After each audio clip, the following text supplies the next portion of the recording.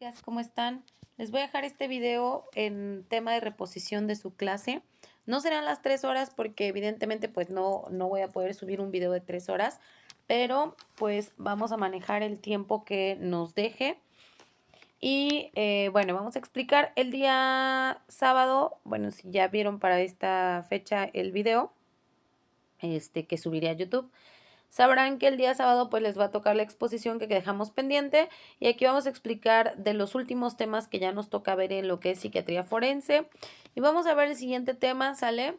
Vayan por ahí apuntando, les voy a explicar, los temas son muy sencillos, muy breves, ya son los últimos que vamos a mencionar y de verdad son muy sencillos, entonces pueden ir apuntando, me voy a ir despacio para que ustedes vayan apuntando pues lo que yo les voy explicando aquí en esta clase, ¿sale? Vamos a empezar a hablar de un tema que se llama los trastornos disociativos y los trastornos de conversión. Vamos a empezar primero con el trastorno disociativo. Creo que esto ya lo habíamos mencionado una vez en una de las materias anteriores que ya hemos llevado acerca de las psicopatologías. Me parece que ya habíamos mencionado de lo que es la disociación. Habíamos mencionado que la disociación pues es, digamos que, una alteración de la realidad. Es como desconectarnos un poquito de lo que estamos viviendo en la realidad y digamos que nos vamos un poco más allá a pensar más de lo que pudiésemos pensar. Digamos que una persona habitual, le vamos a llamar, ya saben que pues no hablamos de temas de normalidad, pero le vamos a llamar habitual, ¿sale? Aquí en la disociación hay un punto importante. La disociación hasta cierto punto o hasta cierto grado, pues es, digamos que habitual, porque todos en algún momento llegamos a tener una pérdida de la realidad, porque pensamos, imaginamos, recreamos y tenemos este factor mental que nos ayuda pues a desconectarnos un poquito. Pero la disociación como tal, ya un grado de disociativo mayor, podríamos decir lo que ya se vuelve en un trastorno, que ya es un trastorno como tal, esta disociación se vuelve una pérdida o desconexión total de la realidad por lapsos, por tiempos, por momentos o por alguna situación o dependiendo el momento. ¿Sale? Vamos a empezar con la disociación explicando que también es una reacción a ciertos eventos o momentos que nos llega a, digamos que, angustiar, a traumar o a tener algún tipo de reacción que no sería la habitual como en otras personas, ¿sale? Las personas que tienen trastorno de déficit de atención llegan a tener este tipo de trastorno también, que es una característica. La disociación se pierde en un momento, digamos que su realidad, y por eso les cuesta un poco la concentración en cuanto a actividades, en cuanto a prestar atención, escuchar o recordar o mantener, digamos que una plática fluida entablada, ¿sale? Vamos a empezar con la definición y vamos a ir explicando. Nos dice, trastornos disociativos son una reacción a eventos traumáticos, angustiosos o dolorosos. Repito, son una reacción a eventos traumáticos, angustiosos o dolorosos. Por ahí conocemos, yo creo que todos hemos conocido o sabemos de personas que cuando están pasando con un duelo, por un duelo, una pérdida de un ser querido, un hermano, un papá, un hijo, llegan a tener una disociación, que quiere decir que se les altera un poco la realidad o llegan a quedarse atrapados en una situación, en un momento y llegan a perderse como tal, sale por el mismo trauma, por el mismo dolor, pues entonces estas personas digamos que no enfrentan como otras lo que debería de ser, tal vez tomarlo con algún tipo de resiliencia, ¿verdad? Bueno, pero son reacciones que nos lleva después de un evento traumático, una pérdida, un dolor o una situación que nos ponga en angustia, en temor o en riesgo. ¿Sale? Los trastornos disociativos se caracterizan por una interrupción en la integración de funciones mentales. Repito, se caracterizan por una interrupción en la integración de funciones mentales. Las funciones mentales, pues sabemos que la memoria, el aprendizaje, la recreación, los movimientos. Entonces, estos trastornos disociativos rompen con esa función. Digamos que ya no vamos a funcionar igual a cuando ya no presentamos un tipo de trastorno disociativo. Pues digamos, como decíamos hace un rato, se pierden un poquito de la realidad porque pierden la razón, digamos que la razón del momento, la memoria, tienen alguna complicación para el análisis, para el recuerdo, para el movimiento. Entonces, pues digamos que las partes mentales, las funciones mentales se van a romper, se van a interrumpir. O sea que ahorita yo, por ejemplo, puedo estar platicando, les puedo estar explicando sobre este tema y de repente ya no recuerdo lo que estoy diciendo, me pongo a pensar en otra cosa o simple y sencillamente no pienso nada y ya no estoy, dejo de pensar o de recordar qué era lo que les estaba diciendo y me quedo a lo mejor callada, viendo hacia un punto fijo, ¿sale? Entonces quiere decir que me disocié, quiere decir que interrumpí la memoria, el recuerdo y la parte de la inteligencia mental que estaba yo utilizando para explicarles el tema, ¿sale? Eso es lo que nos quiere o lo que refiere este punto importante de los trastornos disociativos.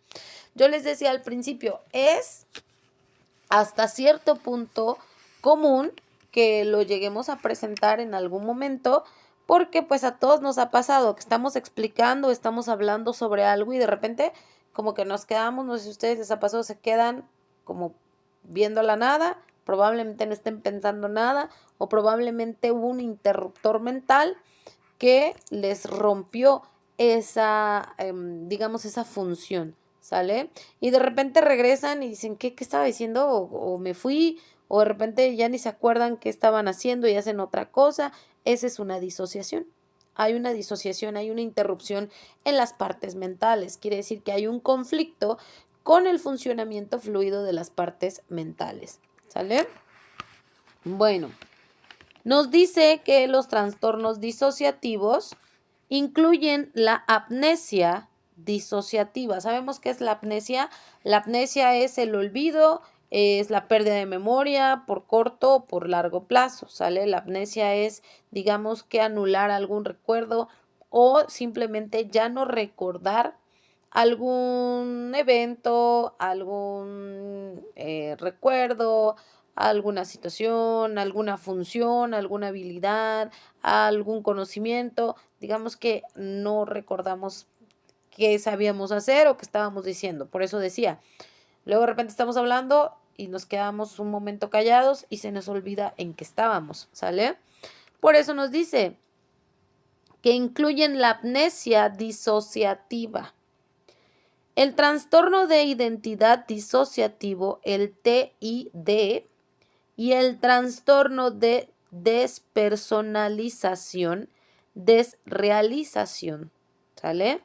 ¿Cuáles son estos? Vamos por partes. Nos dice, pues que incluye la amnesia disociativa. La amnesia es la pérdida del conocimiento y que nos deja, digamos que nos desprende de lo que estábamos haciendo. Yo ahorita estoy hablando, me quedo callada y de repente ya no recuerdo y no puedo recordar qué les estoy diciendo. Es más, ya no recuerdo qué sigue de lo que estoy explicando. Es una amnesia disociativa. Quiere decir que ya mi función mental de lo que estaba haciendo se desprendió. ¿Sale? El trastorno de identidad disociativo. De repente perdemos la identidad. Y no hablo de la identidad de que quién soy con nombre, apellido, edad. No, hablo de la identidad de mi persona. ¿Cómo es esto? De mi conducta. Llego a perder la conducta que yo suelo a tener. Digamos que me olvido de quién soy y de repente empiezo a actuar de otra manera o empiezo a hablar de otra forma. Cambio mi acento a la hora de hablar, cambio a lo mejor mis palabras, cambio mi tonalidad, empiezo a mover, a actuar de diferente manera. Quiere decir que hubo una disociación de mi persona, o sea, que yo ya olvidé o que mi parte mental dejó de funcionar correctamente para saber quién soy. Entonces empiezo a comportarme totalmente o completamente diferente de cómo yo me comporto, ¿sale? Ese se llama TID, así se abrevia ese trastorno de identidad disociativo, TID, ¿sale? Y el trastorno de despersonalización, desrealización. Quiere decir que toda mi persona se llega a, digamos que deshacer, ¿sale? Por eso nos dice que se llama así, desrealización, despersonalización. Mi persona, pues digamos que lo mismo, similar a lo anterior, olvido quién soy, cómo me comporto, cómo me visto, cómo hablo. Llego a perder este tipo de identidad y digamos que soy otra persona totalmente diferente, ¿sale? Puede ser por tiempos, puede ser por lapsos, puede ser por momentos o puede ser hasta por temporada, ¿sale? Dependiendo el grado de disociación. Este tipo de trastorno es importante porque lo podemos ver también en personas pues que tienen ya un grado, digamos que de trastorno o enfermedad mental mayor. Esto lo pueden presentar también personas que cometen crímenes, por supuesto que sí. ¿Por qué? Porque tienen, digamos que una interrupción mental de desde quiénes son, desde su memoria o desde sus características personales, y que esto puede llevar a la persona pues a no conocer, a no saber o a cambiar completamente sus conductas, y que si en lo habitual no era agresivo, en esta probablemente puede ser que sí.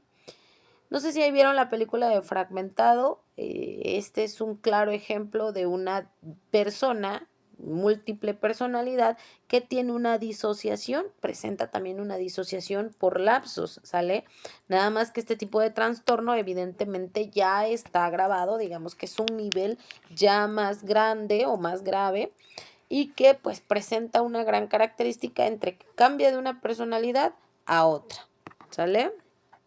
Bueno, también nos dice que se trata con psicoterapia y a veces con medicamentos. Pues esto decíamos hace un rato, como todos los trastornos, dependiendo el nivel, dependiendo la característica o el avance del trastorno, porque hay personas pues que con terapia no pasa nada, podemos ir modificando, mejorando este trastorno, pero hay personas que ya necesitan medicación, necesitan un internamiento o necesitan algo más allá para poder ir disolviendo este tipo de trastorno o sobrellevarlo, ¿sale? Acordemos que siempre el tratamiento pues nos ayuda como que a llevar todos estos tipos de parte o situación mental, ¿verdad? El trastorno disociativo pues nos dice que en sí es una característica que hagan de cuenta que ponen en pausa o interrumpen las actividades mentales que tenemos habitualmente.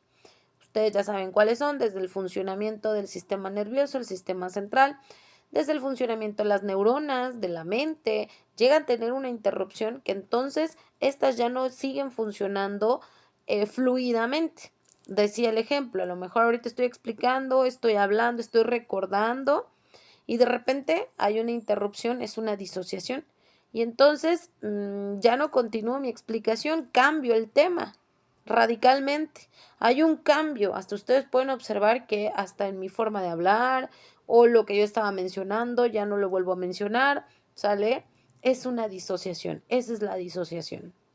Bien, ahora vamos, si yo espero que no tengan dudas, si van teniendo dudas, lo vamos explicando, apúntenlo en su libreta y pues lo vamos explicando en clase presencial, ¿sale? Bueno, en la clase que nos vemos para que aclaremos totalmente.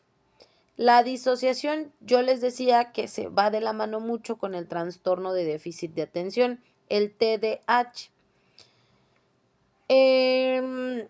Déficit TD o TDAH, el déficit de atención por impulsividad, tiene que ver mucho porque son personas que no se concentran en una sola acción o en un solo momento porque hay una interrupción mental, hay algo más que los distrae, hay algo más que los lleva a cambiar o a hablar de otra cosa, a totalmente su personalidad, a lo mejor les empieza a llamar la atención otra cosa que no.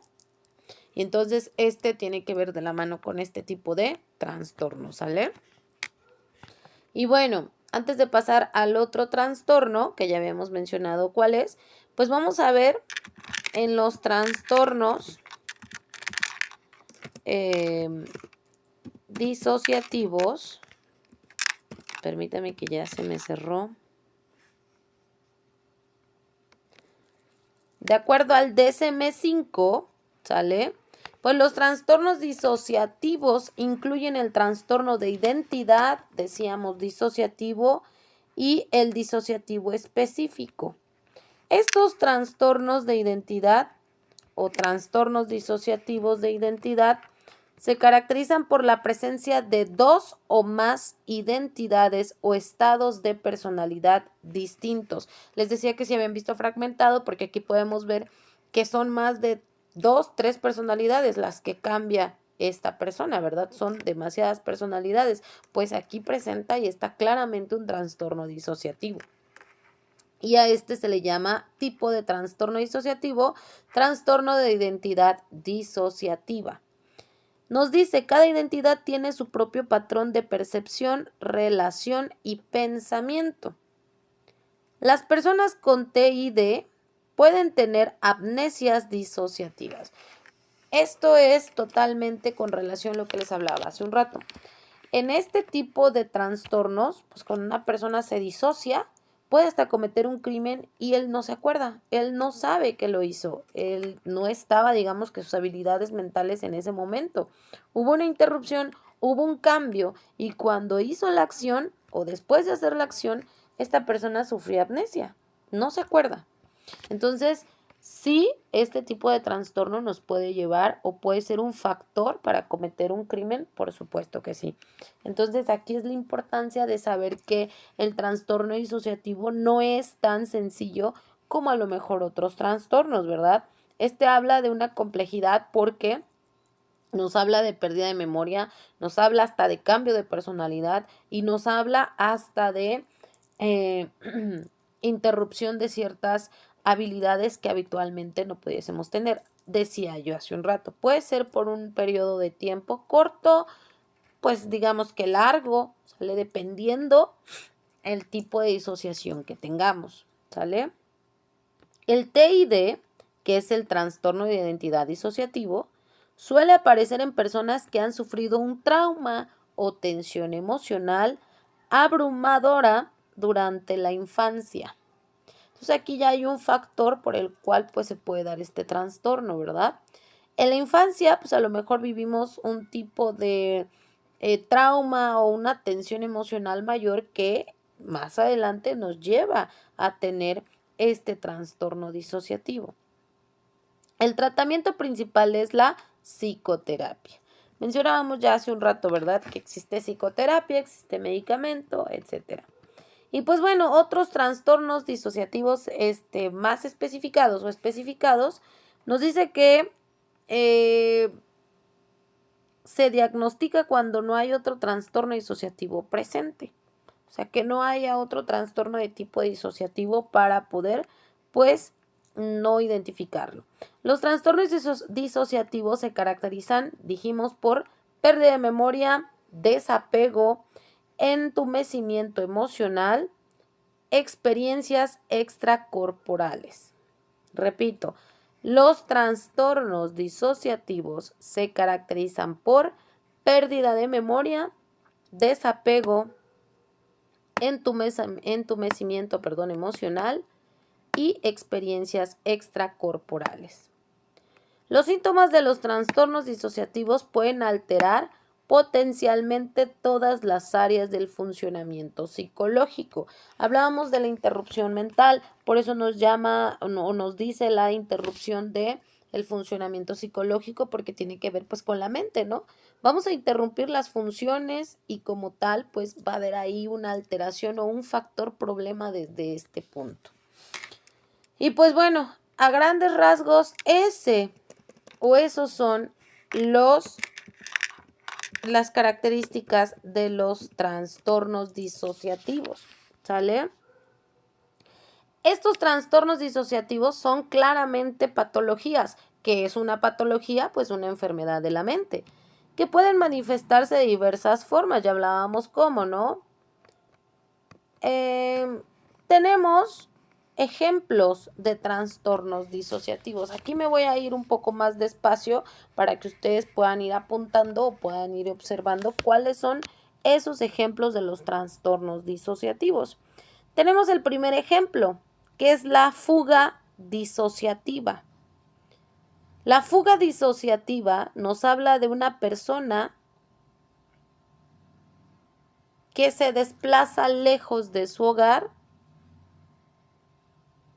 crea una nueva identidad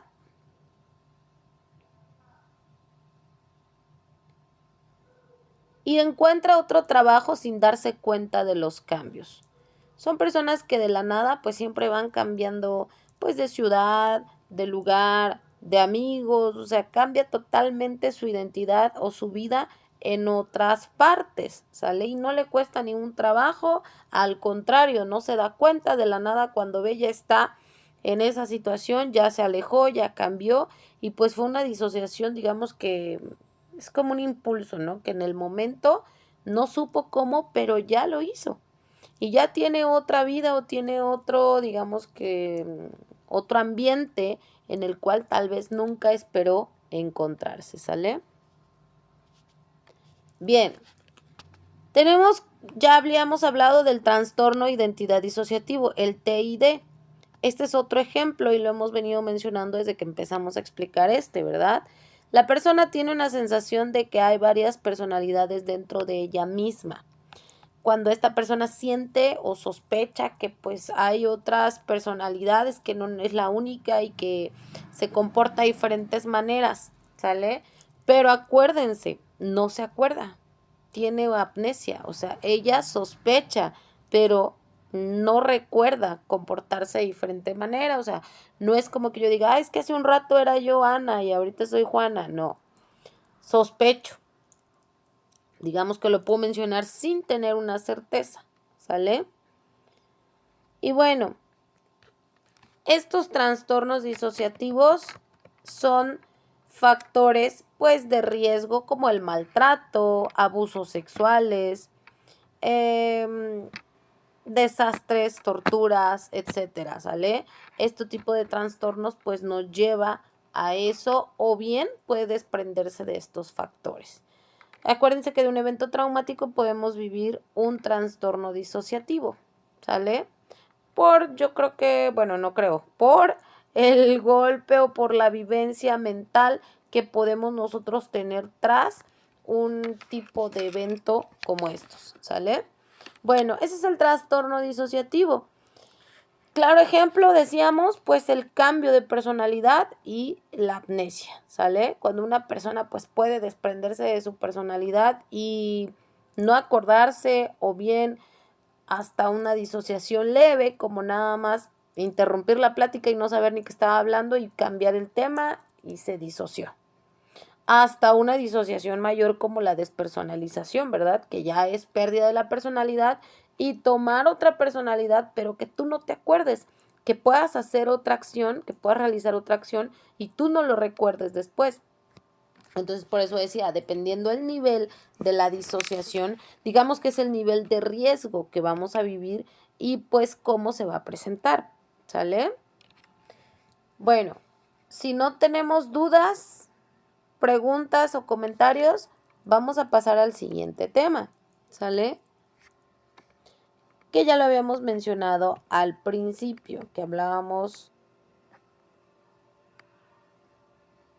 de lo siguiente. Bueno, el siguiente tema, vamos ahora con los trastornos de conversión. Ya explicamos los disociativos, ahora vamos con los trastornos de conversión.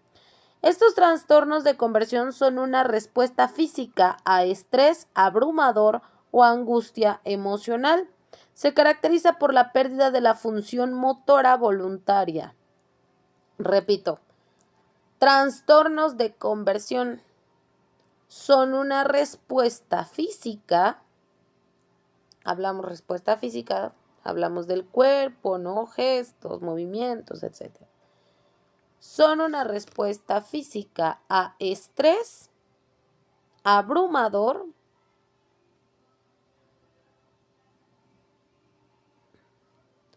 o angustia emocional.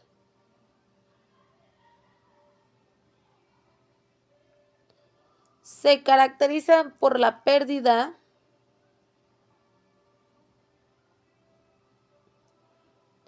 de la función motora voluntaria, o sea, de nuestro movimiento motor, sale del cuerpo, ¿no? Voluntario, o sea, que ya no vamos a tener la voluntad de los movimientos.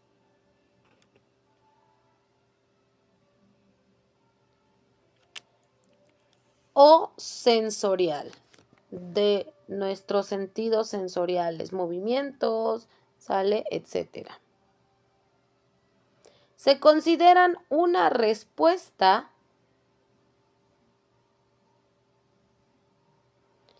desadaptativa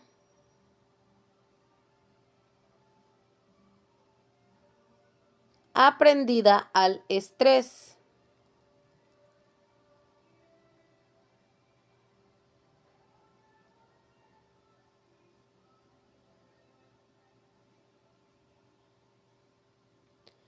Bien, nos dice también que los pacientes pueden obtener apoyo de familiares y amigos al evitar actividades que los resulten ofensivas. ¿Qué nos quiere decir este trastorno de conversión? El trastorno de conversión, digamos que es una respuesta a momentos de estrés o momentos de angustia, igual o digamos que similar al disociativo, nada más que no se manifiesta en aspecto mental, se manifiesta en aspecto físico motriz. Aquí pues vamos a, digamos, son personas que dejan de hablar, de caminar, que dejan de hacer ciertas actividades porque vivieron un momento estresante o un momento abrumador y su sistema, digamos que lo transformó, por eso se llama conversión, lo convirtió a un trastorno físico, digamos que a una enfermedad física, ¿sale? Personas que dejaron de hablar y no saben por qué después de un evento traumático, pues precisamente es un trastorno de conversión. Convirtió ese momento o esa situación en una enfermedad motriz y física, ¿sale? Personas que hasta una parálisis facial viene de un trastorno de conversión. Una situación estresante, enojo o algún tipo que nos lleve al límite va a realizar una conversión en nosotros desde esta característica, ¿sale? Digamos que va a convertir nuestras funcionalidades corporales o nuestra función, pues, de algún tipo de habilidad, ¿sale? En cuanto a nuestras características físicas, diferente a la disociación, que la disociación son mentales.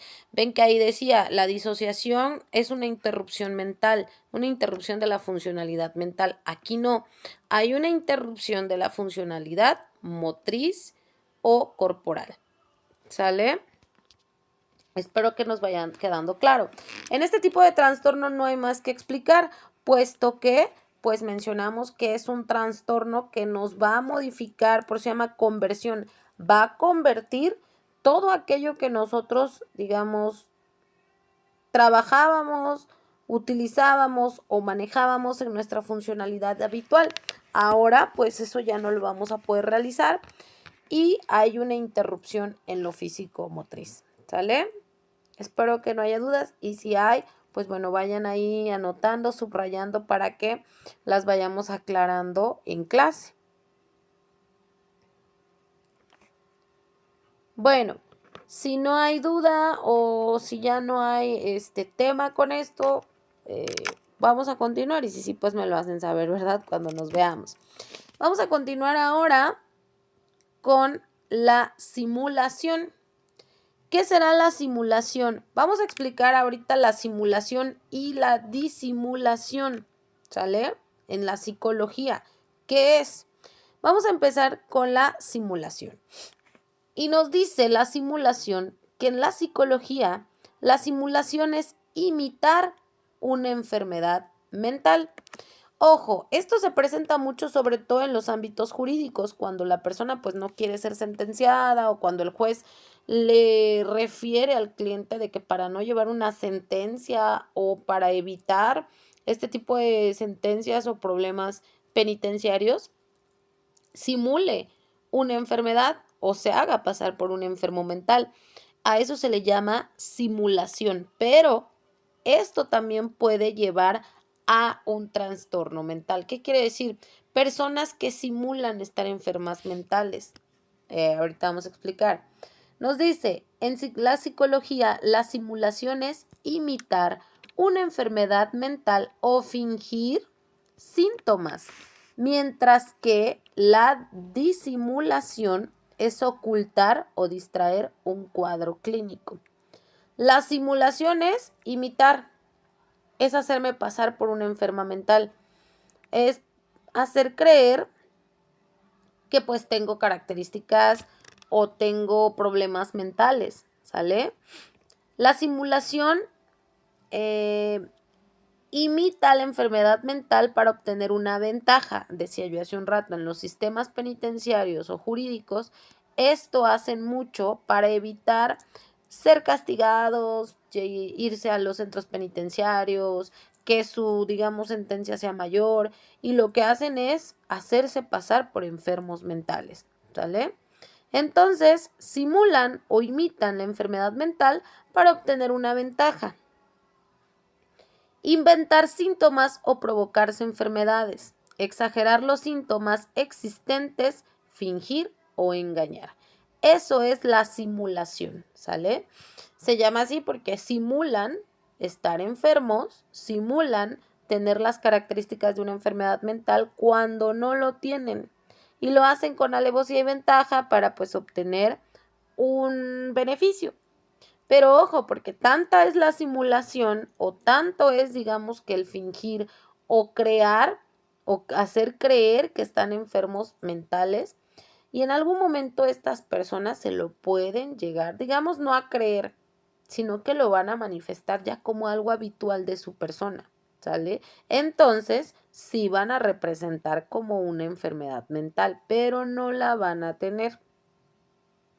Aquí es un punto importante porque ¿cómo podemos saber cuando una persona está simulando? O sea, tiene una simulación por, digamos, sus conductas exageradas, por a lo mejor en algún momento, pues tanto el simular va a llegar un momento en que va ya no a realizar la simulación y nosotros podemos obtenerla en, digamos que la movida, y pues con un estudio clínico sale un estudio clínico, la perfilación como tal psicológica o criminal, que nos pueda determinar que esta persona realmente tenga esta enfermedad, y si no, pues solamente es una simulación, ¿sale?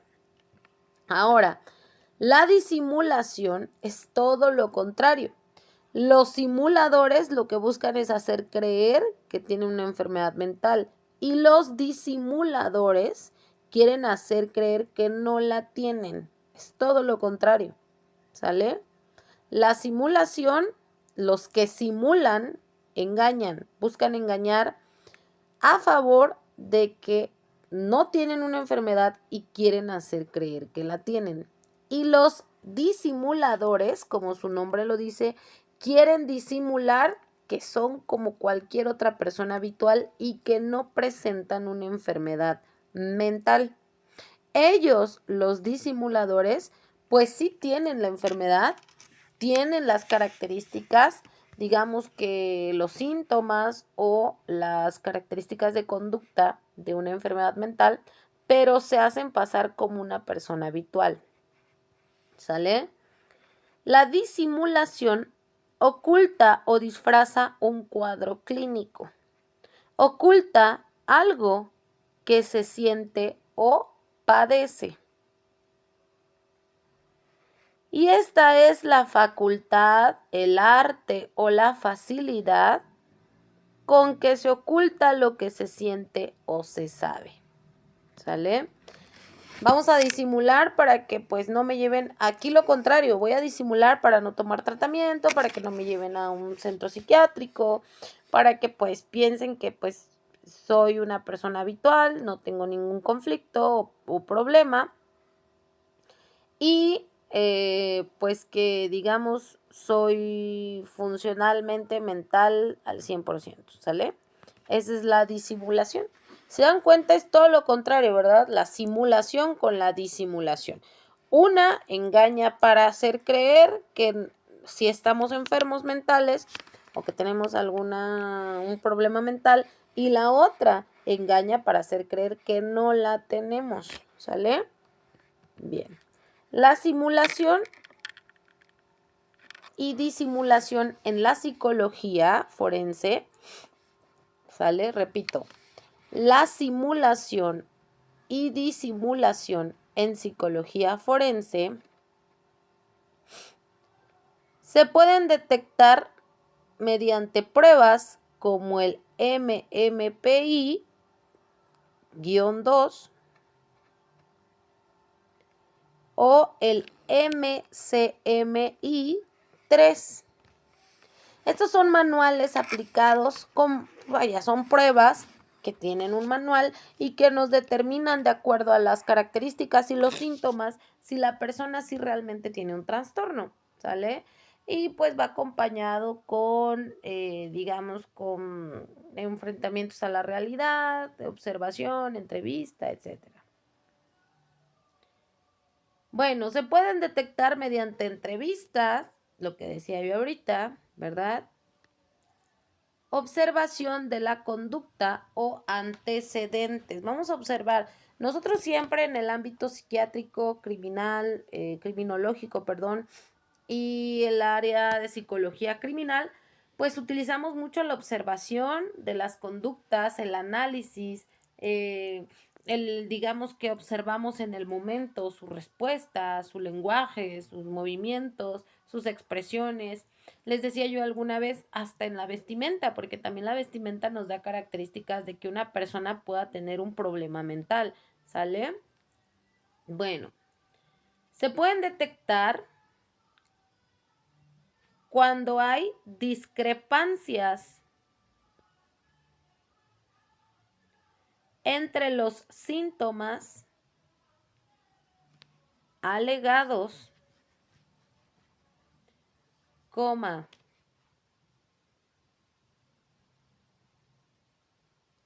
la observación de la conducta o los resultados de las pruebas clínicas.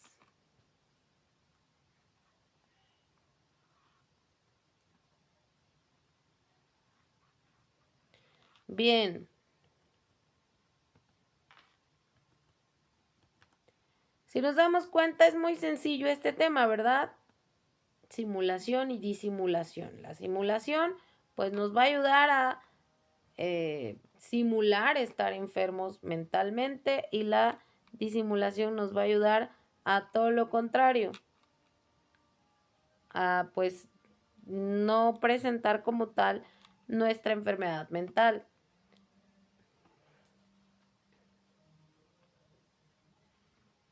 Este es pues un tema importante en la psicología, porque pues sobre todo en nuestra área criminológica y criminalística, porque pues con esto nosotros podemos observar y detectar cuando una persona pues sí tiene un problema mental y por eso realiza una conducta pues criminal, o cuando pues solamente nos está queriendo engañar o está queriendo pues evitar o evadir la ley, ¿verdad?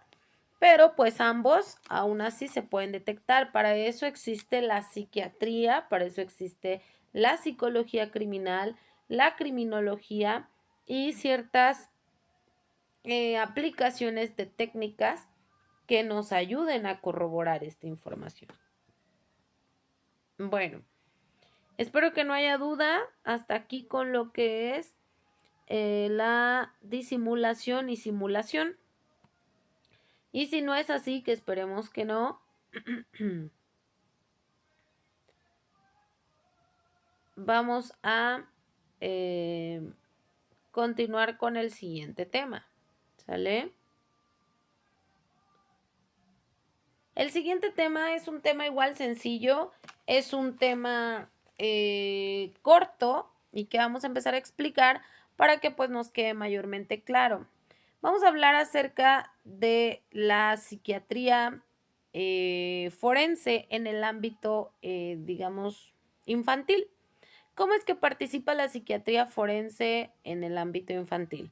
¿Y cuándo es que participa? ¿Sale? Este es otro tema. Hasta aquí ya llevamos 2, 4, 5 temas con este, ¿sale? Les digo que estos temas ya son súper breves, ya son de explicación muy corta, no tienen mayor complicación y pues con estos ya vamos terminando su temario. Ya con estos vamos a ir culminando lo que es su temario y pues bueno, este es un tema importante porque en la psiquiatría forense también manejamos temas infantiles, los que son de menores infractores o menores víctimas menores, perdón, en los cuales cómo es que participa y cuándo es que participa, ¿sale? Sabemos que como en todos los conflictos del derecho, pues también llevamos u observamos conflictos donde participan pues menores de edad, niños, ¿no? Adolescentes, infantes. Y pues vamos a ver cómo es que la psiquiatría participa aquí. Participa desde el derecho penal, participa en el derecho civil, participa sobre todo en el civil cuando hay pues divorcios, peleas de custodias, etcétera, ¿no? Y pues aquí hay pues características que nos pueden servir para identificar pues que digamos que ya hay un conflicto mayor en el menor, ¿sale? Recordemos que la psiquiatría forense lo que busca es ayudar a pues la determinación o la resolución de una acción desde el entendimiento de la salud mental. ¿Cómo es esto? La psiquiatría forense lo que va a buscar es por qué el criminal cometió una acción, a lo mejor porque tenía una enfermedad mental, o bien darle un seguimiento a la atención a la víctima desde el aspecto psiquiátrico que vivió a lo mejor un evento traumático. La psiquiatría forense le va a ayudar al juez a poder determinar o resolver un conflicto en el cual se están enfrentando pues varias personas. La psiquiatría forense estudia y entiende los problemas mentales como patológicos de un individuo y que por estos motivos pues haya cometido un crimen o que por estos motivos tenga digamos que una personalidad o conducta diferente a otra. La psiquiatría forense pues también lo que busca es dar un tratamiento y una prevención. La psiquiatría forense pues trabaja de la mano con la criminología, trabaja de la mano con lo que es la psicología criminal y la psicología en general, ¿verdad? Entonces la psiquiatría forense pues también tiene casos o participa en casos en que pues hay un menor implicado o en que los menores pues necesitan un análisis también de aspecto mental, ¿sale? Para poder observar pues qué tipo de atención, tratamiento o seguimiento le podemos dar al menor, en este caso al niño. Bueno, vamos a ver en qué aspectos en este punto trabaja la psiquiatría forense y pues no nada más con menores. Esto lo mencionaba porque pues vamos a ver aquí en alguno de los puntos que hay participación de menores y ustedes a lo mejor se preguntarán por qué. Quería yo aclarar esto para que sepamos pues que la psiquiatría forense no nada más se aplica pues a adultos o a personas ya adultas, sino también a veces se aplica a menores. ¿Sale? Y que es importante porque este sería un método de prevención mayor para poder erradicar problemas de violencia, de criminalidad o problemas que el aspecto mental nos pueda llevar a cabo en alguna edad adulta, ¿sale? Eso ya lo habíamos mencionado pues con digamos muchas veces en que es un método preventivo también. Y bueno, vamos a mencionar entonces en qué casos interviene la psiquiatría forense. Y nos dice, la psiquiatría forense puede intervenir, ¿sale? A ver, permítanme tantito. Ok, listo. Ok, nos dice, la psiquiatría forense puede intervenir en evaluaciones de custodia de menores, ¿sale? Aquí en la custodia de menores, pues participa la psiquiatría forense para evaluar tanto al papá, a la mamá y al menor. Vamos a hacer una evaluación de los tres. Muchas veces pues el error es nada más pues observar quién tiene la mayor facultad económica o social para poder quedarse con el menor, pero también se tiene que hacer una evaluación psiquiátrica para ver si el papá a lo mejor le estamos otorgando la custodia del menor y tal vez el papá tenga un trastorno, una enfermedad mental, la cual pues le imposibilite o digamos que perjudique al desarrollo del menor. Entonces aquí la psiquiatría lo que hace es hacer igual un análisis estudio a los padres para poder saber quién tiene la facultad mental de poder cuidar y crear y educar al menor. Y también se le aplica al menor, pues para saber, ¿verdad? El menor qué tipo de facultad mental o qué tipo también de, digamos, si presenta una enfermedad mental, pues qué es lo que necesita el menor y quién de los dos es apto para poder brindárselo. Esto también, pues, en menores que probablemente han vivido violencia con los padres, y que necesitemos observar si hay un daño mental a causa de la violencia de los padres. Aquí también entra la psiquiatría forense y pues también en los mismos padres para saber por qué ejercieron la violencia, probablemente por una enfermedad mental, probablemente no tengan la capacidad o la habilidad del raciocinio mental por esta misma causa de la enfermedad. Entonces, pues la psiquiatría forense también entra ahí, entra en la valoración, pues, cuando hay violencia intrafamiliar o características de aspectos, pues, complicados en la familia, ¿sale? Bien, también sirve para evaluaciones de competencia parental. ¿Cómo es esta competencia parental? Hablamos de, pues, competencia entre familias, ¿sale? Aquí entran muchos aspectos. El primero, vamos a hablar de la competencia parental cuando, por ejemplo, un menor queda huérfano o una persona queda huérfana. Probablemente, pues va a haber ahí un conflicto entre quién se queda con la persona, el menor. Pues vamos a evaluar a estas personas para ver la capacidad mental, pues de todas este círculo parental y ver quién es la mejor opción para pues derogar las responsabilidades del menor o de la persona, ¿sale? También en esto, cuando hay conflictos, a lo mejor hasta tipo herencia o a lo mejor hasta tipo, ¿cómo podríamos llamarlo? Cuando se va a derogar alguna responsabilidad dentro del núcleo o del sistema familiar, pues ahí vamos a aplicar pruebas psiquiátricas para ver pues la facultad o la capacidad de este círculo parental, ¿sale? Bueno, siguiente, evaluación de las aptitudes para el trabajo. También en la psiquiatría forense entra este tipo de evaluaciones. Muchas veces la psiquiatría forense participa por resolución de conflictos laborales. Y pues aquí se hace también un examen o un análisis psiquiátrico para ver pues la habilidad o facultad mental de los involucrados y sobre todo si esta persona pues tiene digamos que la característica correcta que el ámbito laboral necesita o necesitaba. La psiquiatría forense pues siempre nos va a dar una, digamos, resolución o una solución de las habilidades y enfermedades mentales que la persona puede presentar. Entonces, de aquí podemos saber que la psiquiatría forense entra en todas las partes o áreas en las cuales se puede aplicar una investigación de la situación o desde la característica mental del individuo. ¿Sale? Y esta pues no es la excepción. En los ámbitos laborales o del trabajo pues también participa. Y más porque pues muchas veces hay conflictos en el aspecto laboral o llegan a tener discrepancias entre estos y vamos a observar cuál es la capacidad digamos que en este aspecto para poder pues comportarse, relacionarse, solucionar estos temas, ¿sale? Nos dice, evaluaciones relacionadas con demandas por lesiones psicológicas.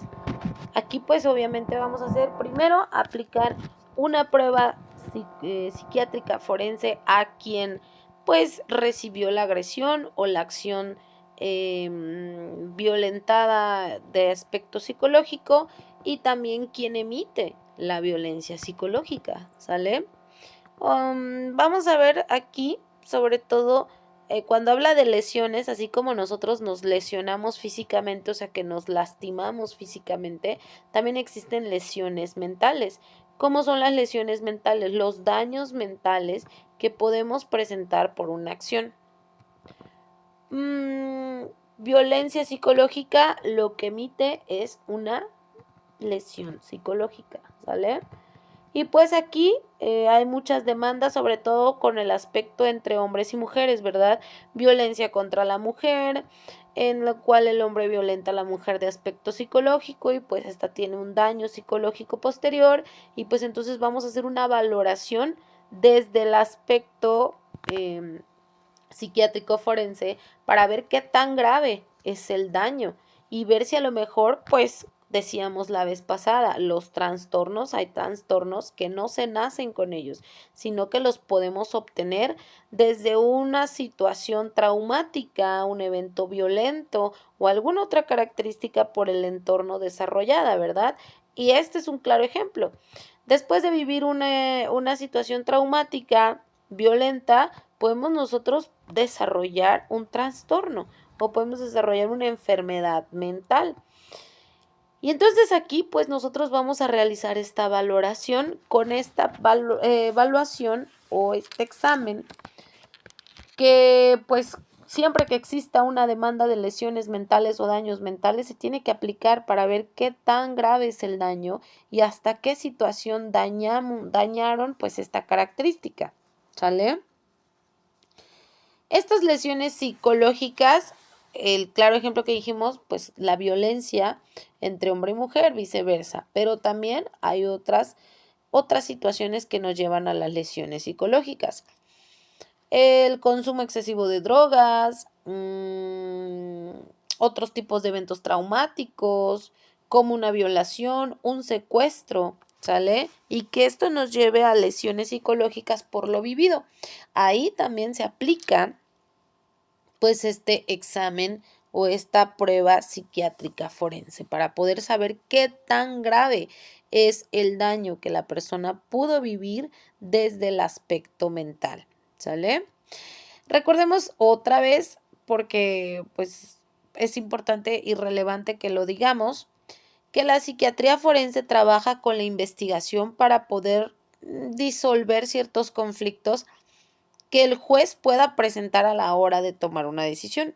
Y con estas características, desde la psiquiatría forense, el juez puede juzgar, señalar o puede sentenciar porque entonces ya hay un daño más, que ya no es solo físico, ya no solo son lesiones físicas, sino que una persona ya generó un daño en la mente de la otra, un daño mental y que ya no va a volver a ser la misma persona o probablemente sí, pero va a tardar terapias, va a tardar con tratamiento y entonces aquí el juez va a tomar otro tipo de decisión, ¿verdad?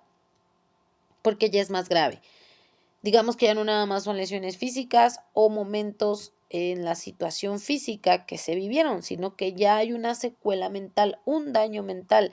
Estamos hablando que un daño mental pues es un daño mayor porque ya no lleva la misma habilidad y conducción de la persona en la sociedad y en su personalidad, ¿sale?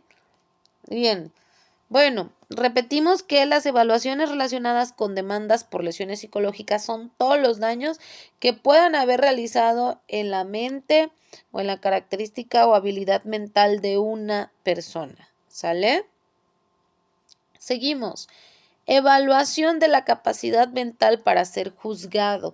Este es uno de los principales objetivos y voy a repetirlo. Evaluación de la capacidad mental para ser juzgados. Lo repito 2, 3 veces porque, como dije hace un ratito, es uno de los principales objetivos de la psiquiatría forense y es lo que les comenté desde un principio hace un ratito y lo que les repito otra vez. Evaluación de discapacidad Evaluación de la capacidad mental para ser juzgado. ¿Sale? Una cosa es la capacidad y otra cosa es discapacidad. Y ahorita lo voy a explicar porque el siguiente punto habla de discapacidad. La capacidad es todo aquello que nosotros podemos realizar. Todo aquello, digamos, hasta donde tú puedes llegar con el manejo o con la funcionalidad de tu mente.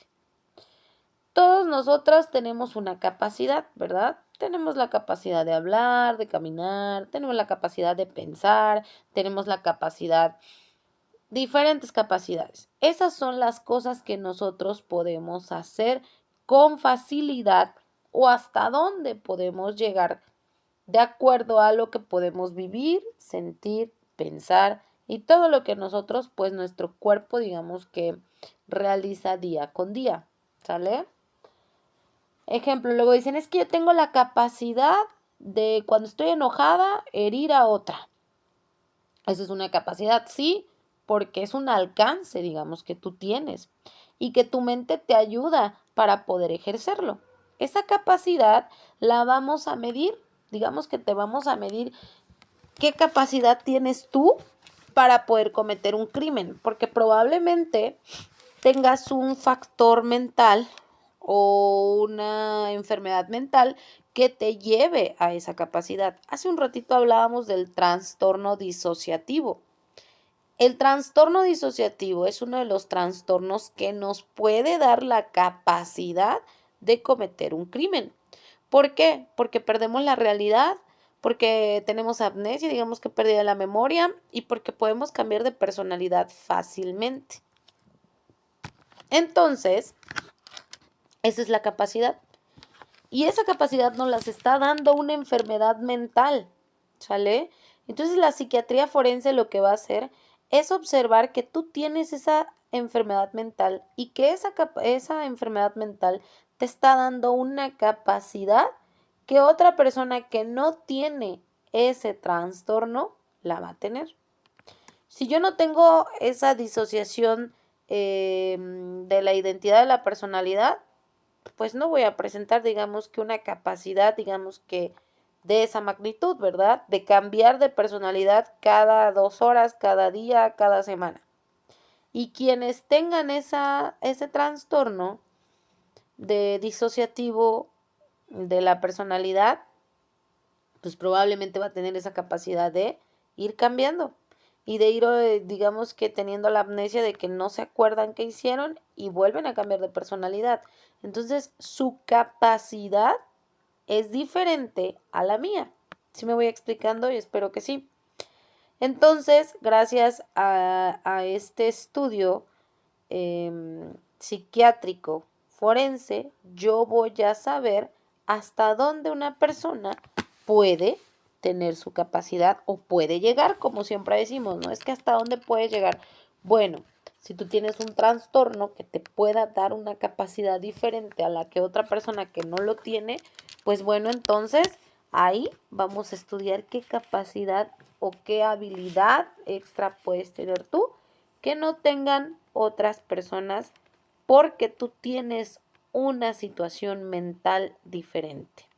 Y esto la psiquiatría nos los va a decir. Espero que sí me vaya explicando, pero en conclusión, este punto que nos dice evaluación de la capacidad mental para ser juzgado. Ahora, esa habilidad o esa capacidad mental, decía yo el ejemplo de la disociación, ¿sale? El juez, pues ahora va a conocer que tú tienes un trastorno disociativo y que por ese trastorno disociativo sí fuiste capaz de matar a 3 personas y no recordarlo. Y que fuiste capaz de cambiar tu personalidad al siguiente día, al tercer día y seguir tu vida normal y que tú hasta la fecha sigas negando que mataste a esa persona y que no te acuerdes. ¿Por qué? Porque yo ya le expliqué al juez que tú tienes un trastorno que se llama disociativo y que la disociación es esto, tiene estas características. Entonces, el juez va a comprender que tu capacidad sí da para esta característica que estamos mencionando, ¿sale? Diferente a quien no lo presente y su capacidad no dé para, su capacidad mental, estamos hablando de su capacidad mental, su capacidad mental no dé para que él cometa acciones, haya matado a 3 personas y ahorita no se acuerde y que ya sea otra persona diferente a la de ayer. No tiene este trastorno, entonces no tendría por qué. Y aquí entra el punto importante que hablamos hace un rato, la simulación y la disimulación, ¿no? ¿Quiénes sí tienen la capacidad y quiénes no tienen la capacidad? Porque algunos están fingiendo y otros pues sí lo tienen, pero también están disimulando, ¿sale? Entonces aquí es la importancia de los temas anteriores con este, de que pues la psiquiatría forense por eso estudia todas estas características, todos estos trastornos, porque lo que nos va a ayudar pues es a determinar estos puntos importantes que estamos mencionando. Bien, espero que no tengamos duda y si tenemos duda, repito, vayan apuntando y en clase pues me van preguntando y vamos retomando el tema, ¿sale? Siguiente punto. ¿Para qué otro punto nos sirve la psiquiatría forense? Y nos dice evaluación de discapacidad psiquiátrica.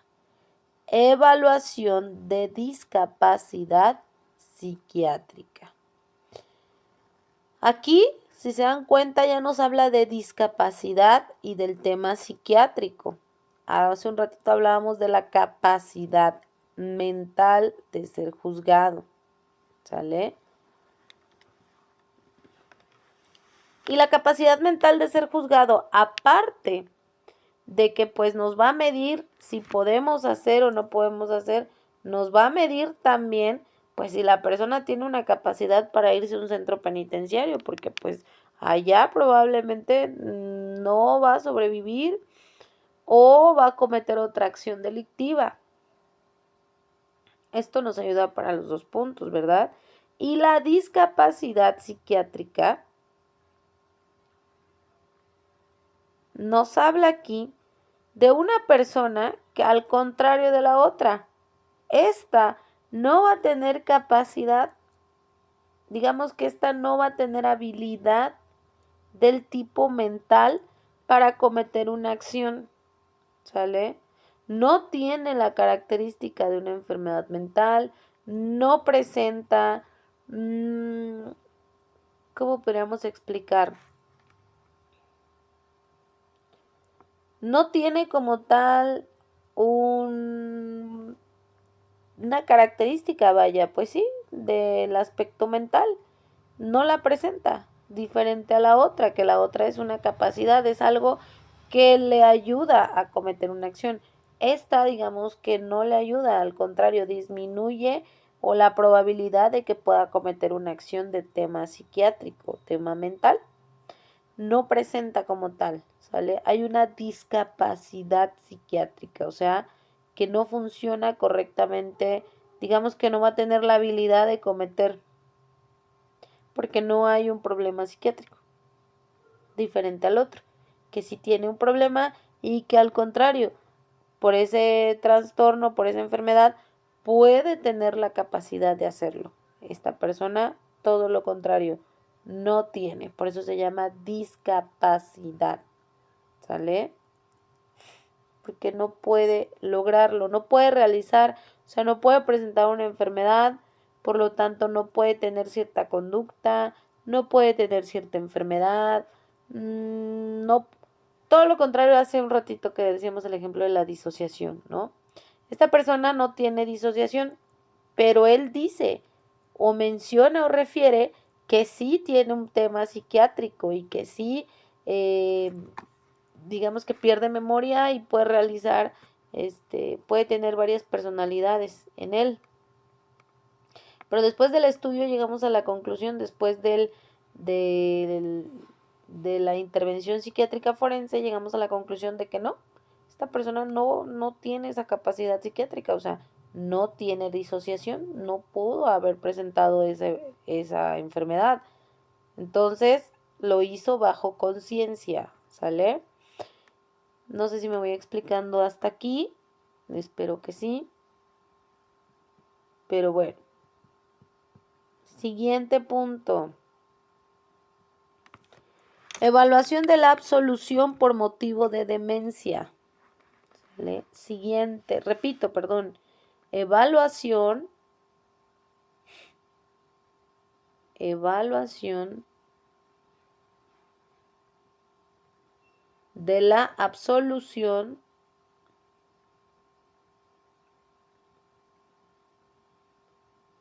por motivo de demencia. ¿Qué es la absolución para empezar? La absolución es quitar, derogar, ¿sale? Es asumir, o sea, de que esta persona, pues, digamos que no tiene responsabilidad porque tiene demencia. O sea, él no sabe, no está bajo su conciencia. Recordemos que ante la ley, pues, por eso es la importancia de la psiquiatría forense, porque con esto podemos observar y decir que la persona no está en sus facultades mentales y que por lo tanto no, la demencia que presenta no le permite razonar, analizar, recordar o pensar lo que ya realizó. Y por esto mismo puede ser que pues hay una absolución, no se le sentencie, no se le señale, no se le culpe. Pero la psiquiatría forense entra aquí porque para eso va a participar, para determinar si exactamente la persona pues tiene demencia y esto lo llevó a la comisión del acto delictivo. Aquí entonces, digamos que se le va a hacer una absolución. Sí, lo cometió, pero pues digamos que no estaba en su momento de razón y probablemente ya ni se acuerda y no podemos pues como que seguir con este proceso, ¿sale?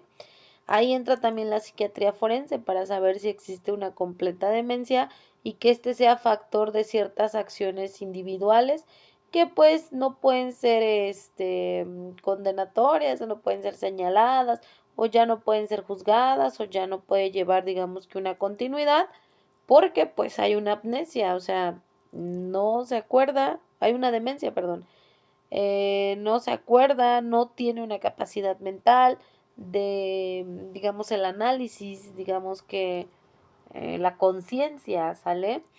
Y eso es importante para la psiquiatría forense porque entonces pues esta persona necesita otro tipo de tratamiento y no iría a una sentencia como tal, se le daría un tratamiento correcto, ¿sale?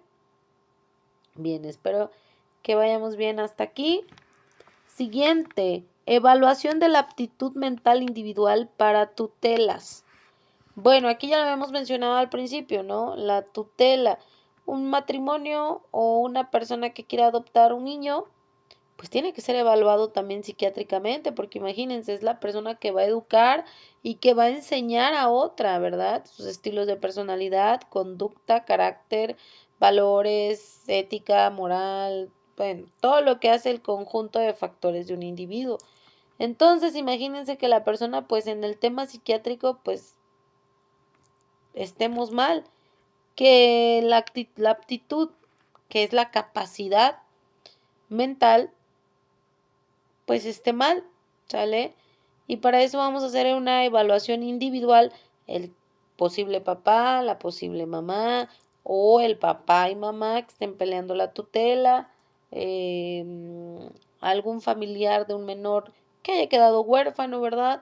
Y que pues quiera hacerse cargo o quiera ser tutor de este, pues bueno, también se tiene que hacer una evaluación psiquiátrica para saber si tiene pues la facultad y la aptitud mental sobre todo.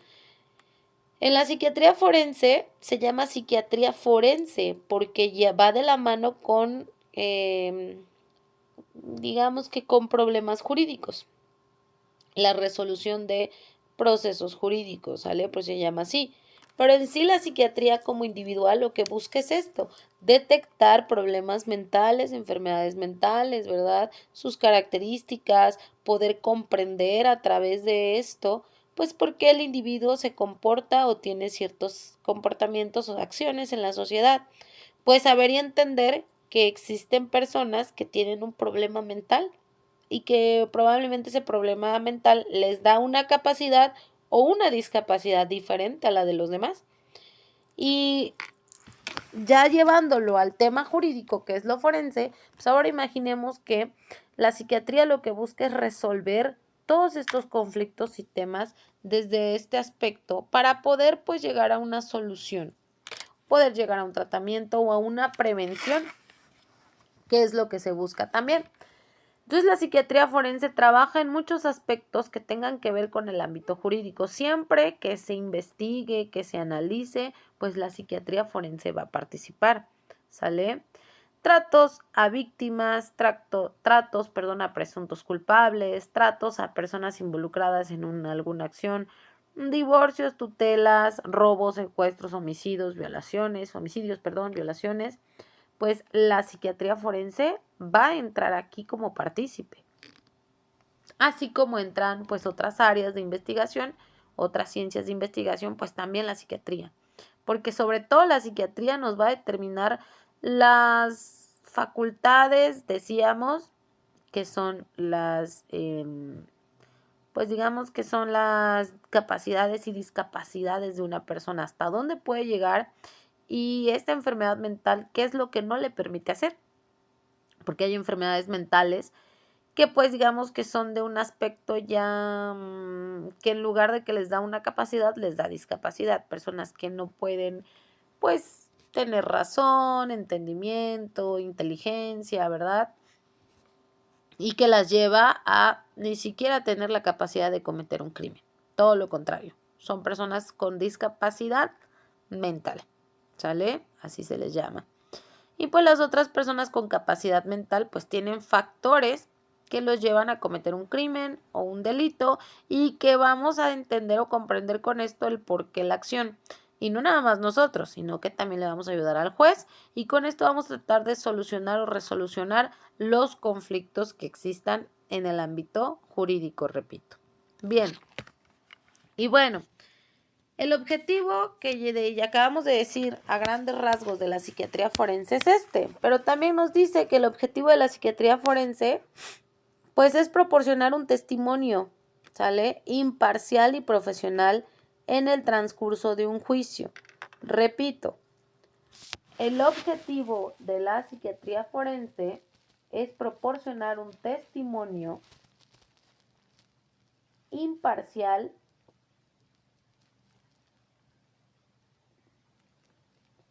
y profesional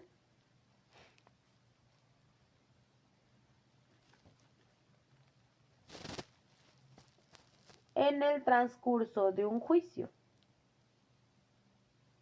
Ojo, como todos los peritos, porque quien hace esto es un perito en psiquiatría forense, como todos los demás peritos que participamos en una investigación judicial, somos imparciales, ¿sale? Al psiquiatra forense no le va, digamos que él no va a estar ni en contra ni en pro de la persona que está haciéndole el análisis psiquiátrico, el estudio psiquiátrico. Yo tengo que ser imparcial, lo que me resulte es lo que voy a dar, lo que salga, no le voy a aumentar, no le voy a quitar, no le voy a modificar. Es más, debo de ser muy objetivo a lo que se me solicite. Si se me solicitó saber enfermedades mentales, se me solicitó saber capacidad o discapacidad mental, se me solicitó saber trastornos, bueno, yo me voy a enfocar nada más y únicamente a eso, no a otra cosa, ¿sale? Ahora sí, con toda la pena, pero a mí no me interesa si es sentenciado, no debemos de ponernos de un lado, somos imparciales. A nosotros lo único que nos tiene que importar es saber y entender los problemas mentales de una persona, ¿sale? Identificar problemas mentales de una persona. ¿Y cómo lo vamos a saber? A través de toda esta técnica que nos dice la psiquiatría forense. Bien, informar y asesorar a los tribunales, ese es otro objetivo. Bueno, ¿por qué asesorar y por qué informar? Porque pues los que están en los tribunales o el juez o los abogados no conocen del tema y muchas veces pues o anteriormente se sentenciaba de manera injusta a personas que pues no tenían una capacidad mental, tenían una enfermedad mental y por eso cometían crímenes. Y ya en la actualidad pues son estas personas quienes tienen que orientar, al igual que el criminalista, el criminólogo y todos los demás pues orientan al juez, porque el juez y los tribunales no conocen sobre lo que se hace en el experto en la materia, ¿verdad? Y pues bueno, esto es lo que hace o lo que busca la psiquiatría forense y trabaja con todo esto para pues poder detectar e informar a los tribunales, al juez, a todas las partes, hasta las mismas familias o las mismas personas involucradas en un caso, pues saber por qué la persona tuvo este tipo de conducta, por qué cometió un crimen, por qué ejerció esta acción y también pues darle un seguimiento correcto, un tratamiento, una sentencia. En la psiquiatría forense, recordemos que entra para victimarios, que son los presuntos culpables, víctimas, ¿verdad? Familias de personas que han sido víctimas por ciertos traumas, porque yo les decía, ahorita podemos decir, no, pues nosotros no tenemos ni un trastorno o mentalmente pues estamos bien, podemos decir, pero tampoco nosotros conocemos y no sabemos o no nos hemos puesto a la tarea de investigar o hacernos un test o hacernos un estudio, un análisis de pues nuestro, ¿cómo podríamos decir? Nuestro control mental. Y probablemente si tenemos trastornos y no los conocemos. Y hay trastornos mentales, digamos que pues no tan graves, otros más graves, otros que se presentan desde la niñez, otros que se pueden presentar en la adultez, en la etapa senil, por ejemplo, en adultos mayores, otros que por un trauma, por una situación estresante, podemos desarrollar, por violencia, etcétera. Entonces, por eso la psiquiatría forense pues participa o debe participar en muchas áreas, en muchas partes de la investigación, al igual que hablábamos un tiempo de la criminología, ¿no? Que la criminología, la psiquiatría, la psicología, todas estas características de la salud mental deben de trabajar en una investigación desde antes. Si queremos una prevención, debe ser desde antes, no ya que existió la acción y que ahora queremos pues investigar por qué o una solución o una respuesta, ¿verdad? Sino que también lo podemos manejar desde la prevención, saber desde antes pues quiénes presentamos, sobre todo en los menores o en los adolescentes, quienes presentamos un tipo o característica de enfermedad mental, ¿sale? Y bueno, la psiquiatría forense, ¿se acuerdan que cuando llevábamos la materia de psicopatologías, pues ya habíamos visto algunos de estos trastornos? Pues porque la psiquiatría forense trabaja con todas estas psicopatologías, que son enfermedades de la mente. Estamos hablando, pues, de enfermedades mentales y pues precisamente por eso trabaja con las psicopatologías. Bueno, el día sábado ustedes van a exponer los temas que les otorgué, que son acerca pues de consumo, ¿no? O creo que ya lo expusieron, ¿verdad? Ya me perdí este fin de semana que, pues bueno, no estuve con ustedes presente, pero creo que sí ya me entregaron su tarea de... o creo que les otorgué otros, no me acuerdo. Bueno, el sábado ya vamos a culminar lo que es la materia como tal, porque ya vamos a terminar los temas, ya nos faltan muy poquito. De hecho, este es de los últimos y que son muy sencillos, por les decía, no hay mayor complicación, es muy fácil estos temas, espero les haya quedado claro. Si no, no se preocupen, lo vamos a aclarar en clase y vamos a culminar con el último tema que vamos a ver y con eso terminamos esta materia, ¿sale? Para poder pasar entonces ahora a victimología. Y que victimología también es muy sencilla y van a poder conocer, digamos, que otro plano ahora del otro lado, más que de este. Ya no vamos a hablar tanto pues de lo que son las conductas criminales o las características de un criminal desde el aspecto mental, sino ahora vamos a ver lo que es una víctima, sus características, bueno, eso lo vamos a platicar en clase. Bueno, espero no les haya quedado alguna duda. y que puedan ver este video que les voy a dejar en YouTube. Cualquier cosa, duda, pregunta, algo que quieran decir, pues en clase me lo hacen saber. Apunten ahí en su libreta todo lo que ustedes quieran manifestar y pues lo platicamos y lo comentamos en clase, ¿sale? No hay tarea, nos vemos el día sábado, que estén muy bien y pues cualquier cosa estamos en el grupo de WhatsApp. Hasta luego.